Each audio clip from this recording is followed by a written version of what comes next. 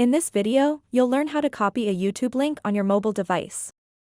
Whether you're using an iPhone or an Android, you'll be able to quickly and easily copy any YouTube video link.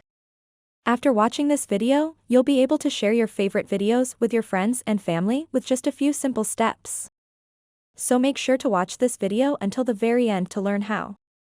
To get started, first open up the YouTube app. And then find a video that you want to copy the link to.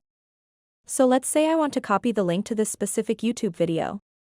Simply tap on these three little dots right next to the video title, and then tap on Share. And as you can see, there is the option to copy the link to this YouTube video. So go ahead and tap on the copy link.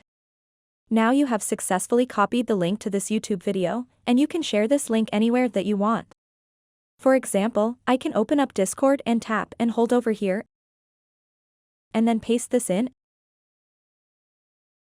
And there you go. So that's it for this video.